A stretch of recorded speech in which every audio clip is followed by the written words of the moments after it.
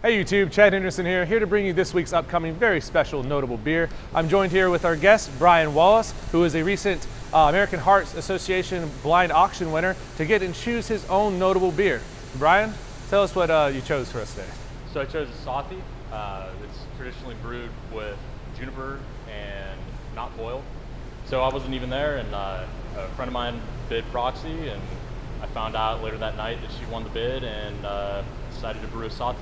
I was actually super excited to hear that he wanted to do a Sahti. I've been wanting to do one for a really long time, because I actually haven't really had a true traditional Sahti in my life, but I had just heard about it many times through books and references and reviews and whatnot. But basically it's a Finnish beer. It's an ancient Viking beer, which is why we're drinking out of the horns today, and I have my lovely bracelets on, which bracers, whatever you want to call them. Anyways, this beer is a very unique beer, not a typical NoDa style beer at all. There's no hops for one in it. I know you tend to think we only do hoppy beers. There's absolutely no hops. This beer is actually mashed with a mix of Finnish Malt, which I basically made a mockery of, or mimicked it with Pilsner Malt, Vienna Malt, and Munich Malt, and then did a slightly roasted rye on it as well. This Finnish rye actually has like a slightly toastiness to it.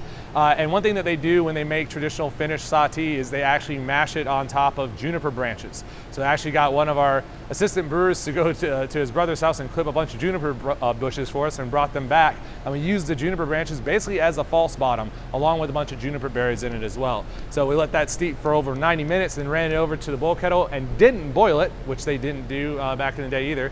And we just let it sit hot for about 20 minutes and then knocked it out into the fermenter. One thing that isn't super traditional about it though is usually they would make Sahtis with baker's yeast. And the problem with that is that they also start at like a 23-degree Plato beer, which is a very strong, thick beer. And on our little system here, I can get that, but it wouldn't leave us with a whole lot of beer. So I started out at about a 20-degree Plato beer and used the Hefeweizen yeast because the baker's yeast gives a lot of banana ester character.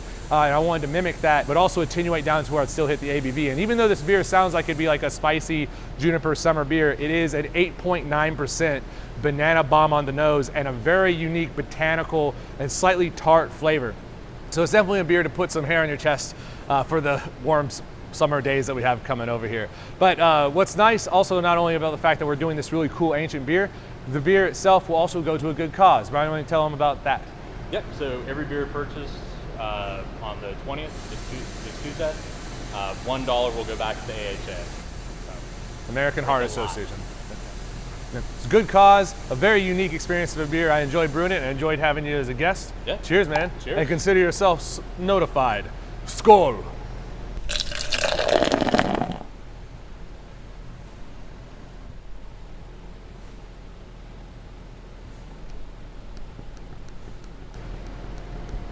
Which I know that's sweet. I don't know if that's actually Finnish for cheers, but why not? I finished. You did. You finished. Yeah, Ha! Puns are fun.